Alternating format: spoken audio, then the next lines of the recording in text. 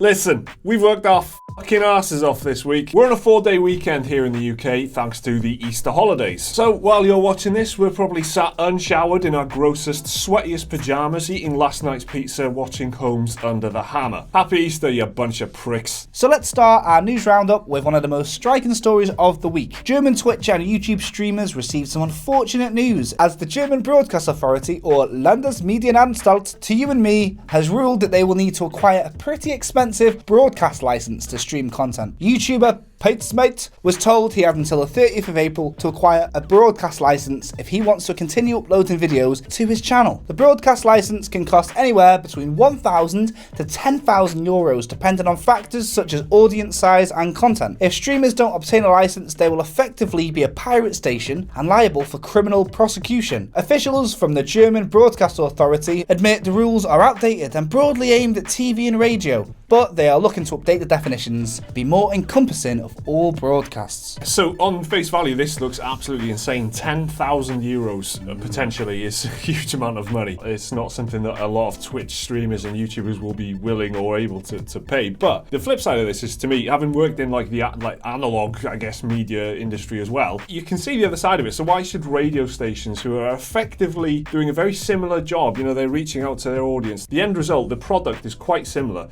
It's just the means of delivery is different. It's over it's over the internet rather than broadcast and all this kind of thing. It's just, it seems to be, the courts and the government policy and everything catching up to how rapidly this industry has grown, streaming and YouTubers and everything. This is probably not going to be the way it's going to be held in future. It's not a really viable solution, but expect more of this in the future, I'd say. Yeah, they've said it's only going to be a temporary measure while they sort of fine-tune it to try and, I guess, update the regulations to be a little bit more, hip down with the kids and stuff like that with Twitch. If you do really well on Twitch and you get more viewers and you've worked harder, you're rewarded by having to pay thousands more than people that are just starting out. So that must be such a shock to the system. Like, you've grown your business, you're starting to earn a little bit of money now. Oh, 10,000 euros out of nowhere, that's... Suddenly the game's changed and you've got a massive bill to pay. So. In other news this week, after rumours of a Knights of the Old Republic reboot started to emerge, Kotaku reporter Jason Schreier stepped in to tell everyone not to get too excited about a new KOTOR game. Schreier tweeted out, "Don't get your hopes up about this KOTOR rumour. I hear it's old info and BioWare Austin is mostly working on the new IP." The rumour mill about a KOTOR reboot started turning earlier this week when Liam Robertson, also known as Unseen64, posted about the rumblings, saying he had heard BioWare were prototyping a KOTOR remake, which then turned into its own project. Robertson later backtracked a little bit on his statements after the internet got all excited about this, saying the information he was discussing was in fact quite old. The last KOTOR game we had was the Old Republic MMO back in 2011, which failed to leave an impression on most people, and many said, why didn't they just make a KOTOR 3 instead? To us, it feels like a KOTOR sequel, or at least a remake, is a no-brainer given how excited the internet got about the rumour of a potential reboot. In mobile news, Apple announced their latest iOS update would make the move to 64-bit, but any 32-bit apps would no longer be compatible with iOS. That means an estimated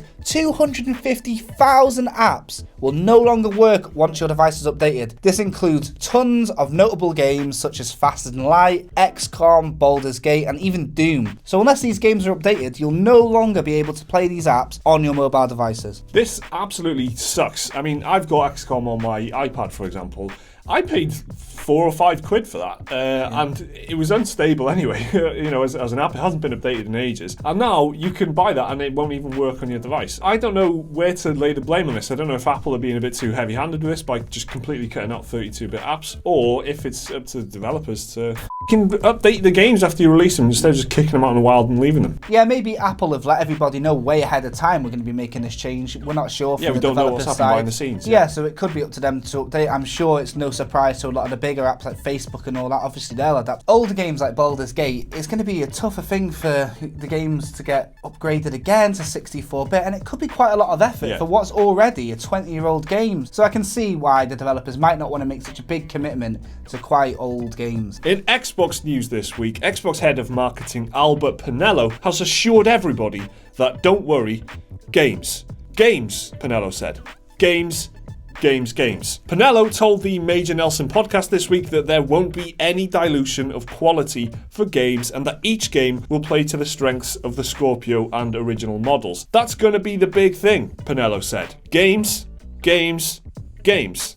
Look, I get it. I hear the feedback. I want everybody to know. Games. It's coming.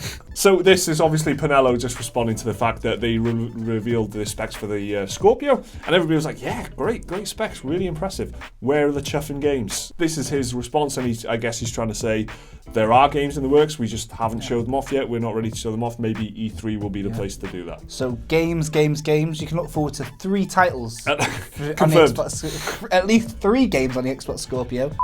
In more concrete Microsoft awesomeness, though, it seems the company is planning on Steam-style refunds for digital purchases on both Xbox and Windows 10. This is awesome. A Reddit user discovered the refund feature, which will allow users to get a full refund on any software that's been used for less than 2 hours within the first 14 days, just like Steam. This is great news because digital refunds have been a big problem in the last few years until EA's Origin and later Steam helped make them a reality, at least on PC. We should be able to get refunds for games that we've bought, digital or physical. And finally, this week, the newest Mass Effect Andromeda patch made some much needed changes to the game's facial animations and dialogue, but it left pirates stuck with the shitty animations. Andromeda's latest patch included the newest iteration of Denuvo's anti-tamper tech, which meant pirates couldn't update to the newest version of the game because this version of Denuvo has yet to be cracked. Pirated copies are now stuck using a now outdated patch, which still includes treasures like this. Right, did we need to put treasures and patch and pirates in the same sentence? Yeah, Liam. This is quite funny, because not for the obvious reason of, oh haha, pirates are stuck with the crappier version of the game. What I find funny is the fact that BioWare are saying about their own game, haha, you're stuck with the shit version of the game that we made.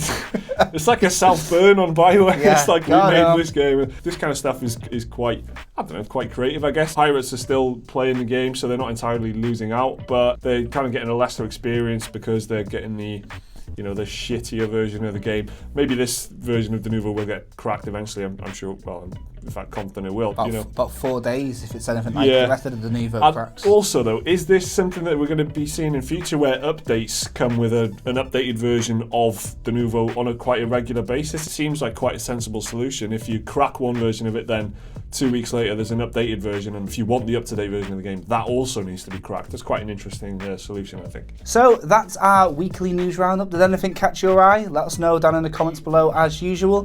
Like us if you haven't already, subscribe if you're new around here. We've got plenty more content just here if you fancy it. We've also got Patreon now if you want to chuck us some of your hard-earned cash. Thanks a lot, and we'll see you again.